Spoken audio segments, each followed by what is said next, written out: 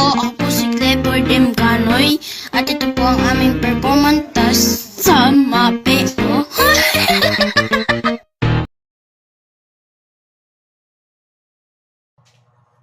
Okay, good morning class. Good morning, sir. So how are you today?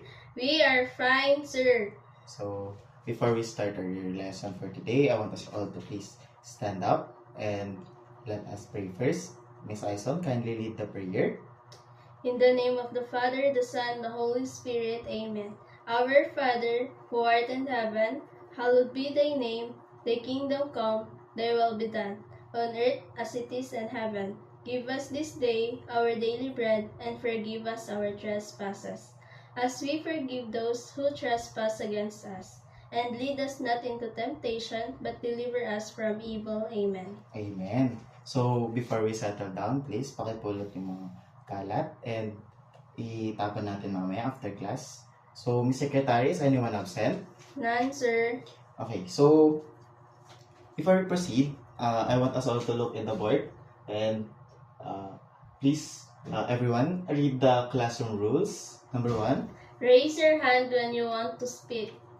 Number 2. Be quiet while the teacher is talking during class. Number 3. Avoid using phones during class. And number 4. Always be kind. So, ayun, again, before we proceed, let us first identify the objectives of our lesson. The number 1 is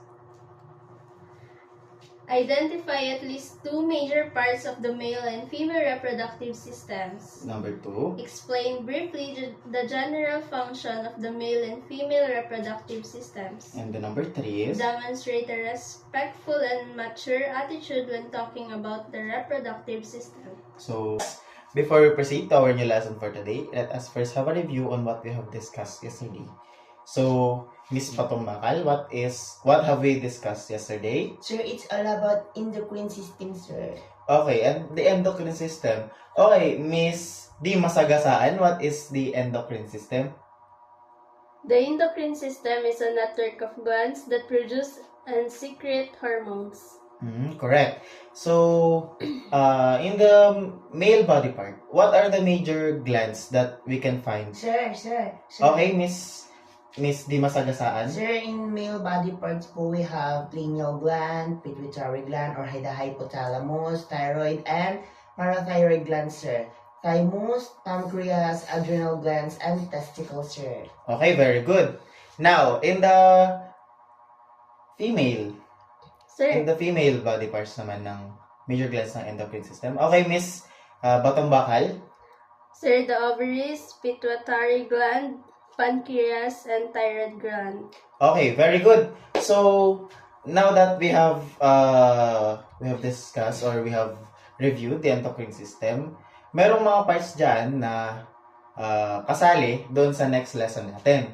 So, here's a question for you guys. Whenever you see a baby or a new life, what body system do you think helped create that baby? Sir. Okay, Miss Di Masagasaan. Sir, I think it's a circulatory. No, sir, it's the testis or the vagina of a woman or person, sir. Okay, correct. But what body system do you think made that happen? Miss Batumbakal? Reproductive, sir. Very good. So today, our topic is the reproductive system. We will talk about it in a scientific and respectful way. No jokes, just mature and proper discussion. Is that clear? Yes, sir. Very good. So, our big question for today is, what are the main parts of male and female reproductive systems and what are their roles in forming new life? So, today we will try to answer this question together. And now that we have done our introduction to reproductive system, I want you all to form a small groups of 3 to 4 members. You have 10 seconds. 10, 9, 8, 7, 6, 5, 4. Okay, sit with your group and please keep quiet. Okay, I will show you 2 diagrams. They are both parts of the human body. without looking at your notes or books, I want you all to observe and discuss in your groups which diagram do you think is male and which is female, and what do you think are the important parts you notice. You will have 2 minutes to talk. I will go around and listen.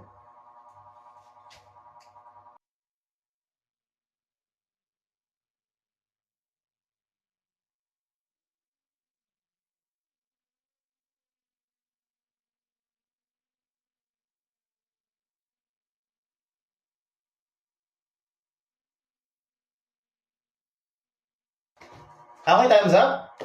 Let's hear from one group. Group 1, which of these diagrams is male and which is female?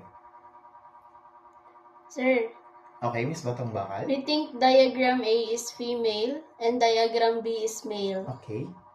Because of? because the shapes look like what we saw in books before. Okay, good. You use your observations. Let us now confirm and add more information. So, here is the reproductive system.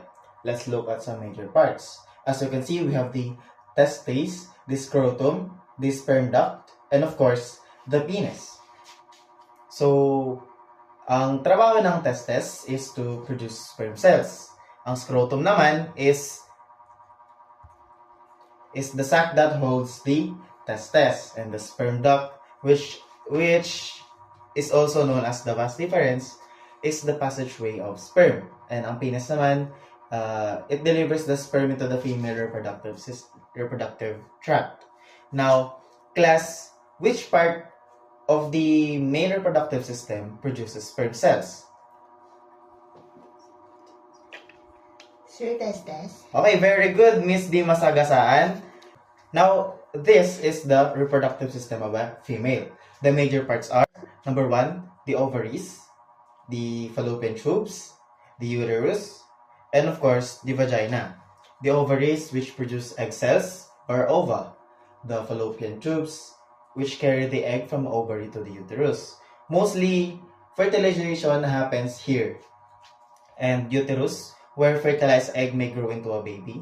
And vagina, also called the birth canal, is the passageway for the baby during birth and the entrance of sperm.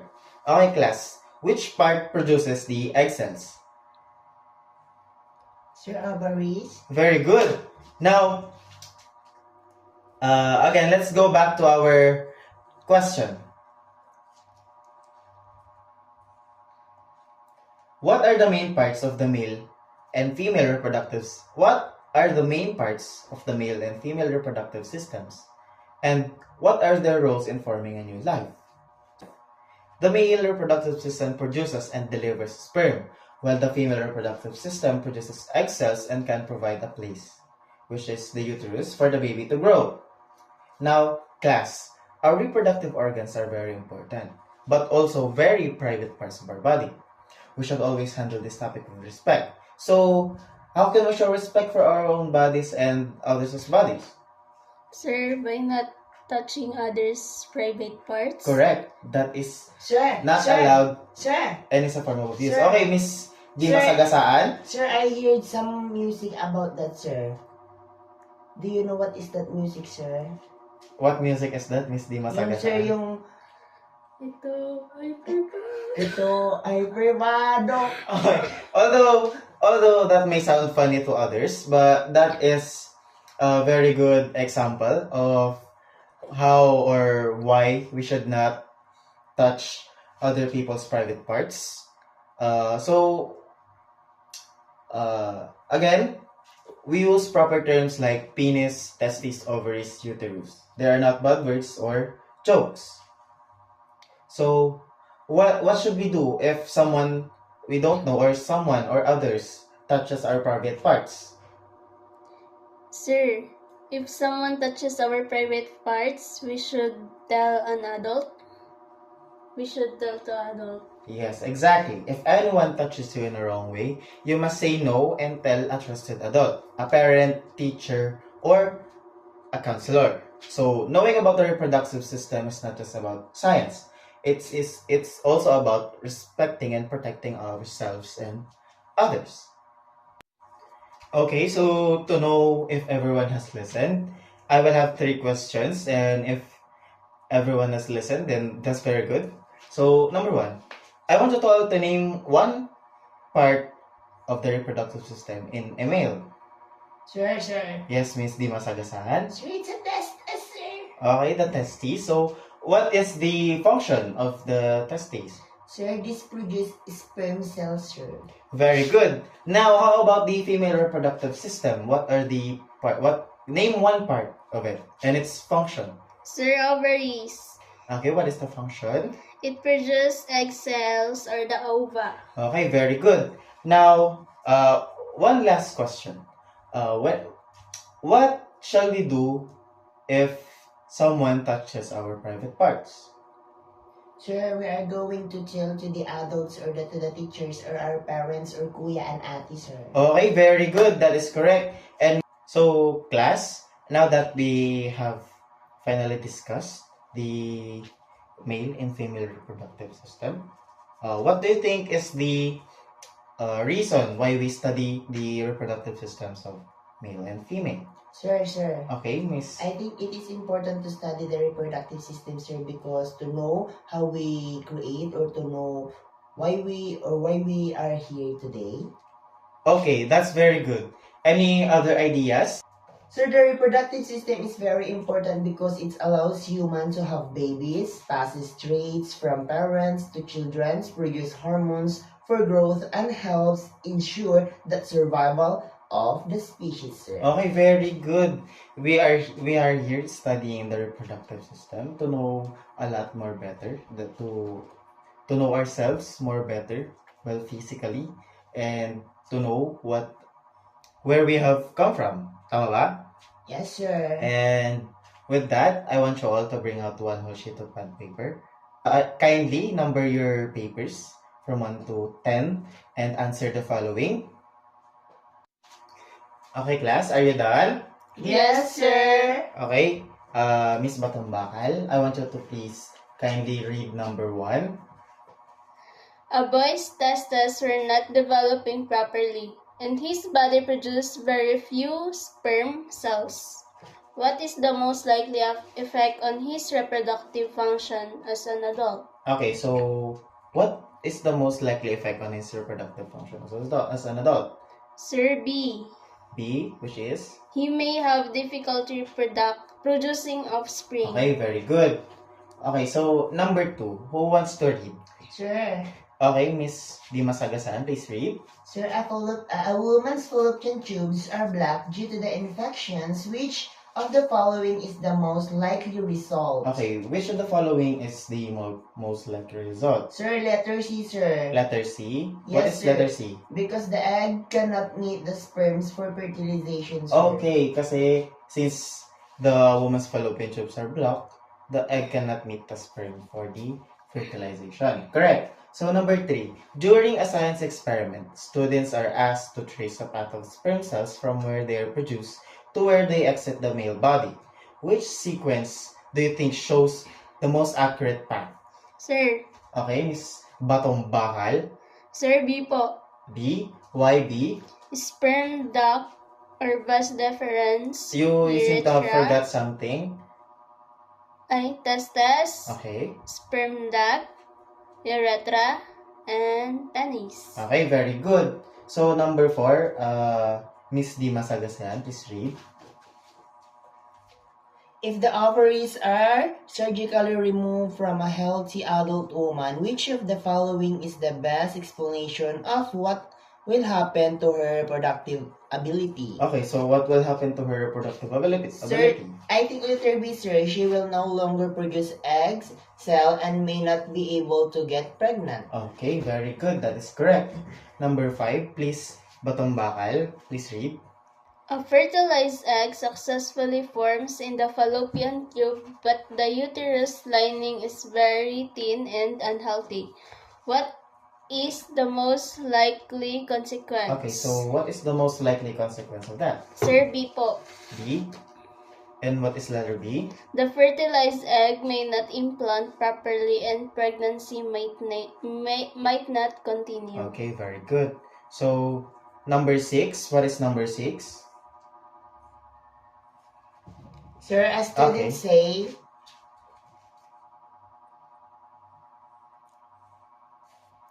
the male and female reproductive systems have no connections to each other. They work separately and do not interact. Which statement best correct these misconceptions? Okay. Sir, I think letter C, sir. Why? They And work together during reproductions Okay. where sperms from the male needs the eggs in the female system. Okay, very good. And number 7, Miss Batombakal, please read. A couple is trying to understand why they are having difficulty having a baby.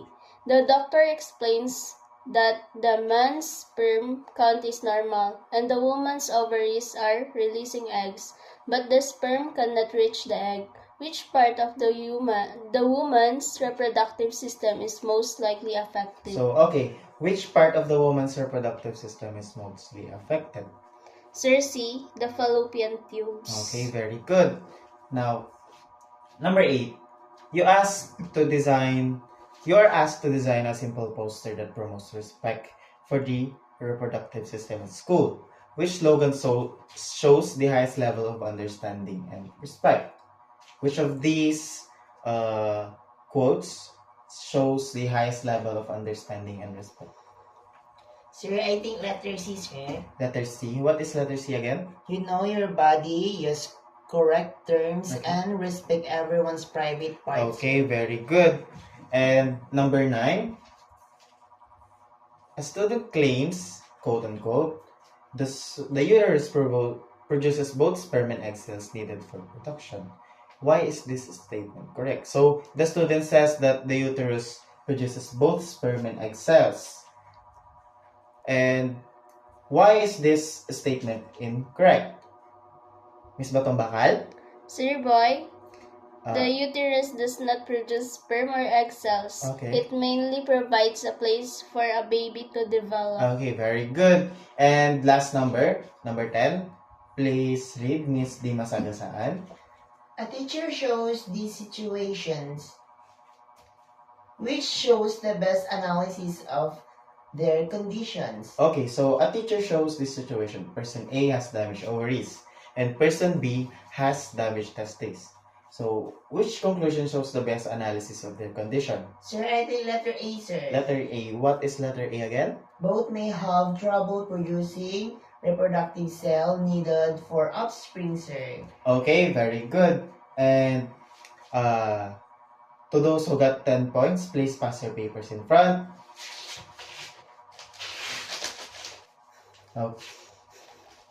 Okay. Seems like you all have gotten a high score. Very good class. Now, before we end our lesson for today, I want you all to take a picture on what's on the board. I want you all to take a picture of it. That will be our assignment. I want you all to draw. It depends on you. I want you to draw with male or female reproductive systems, and I want you all to label your drawing accordingly. So that's it for our lesson for today, class.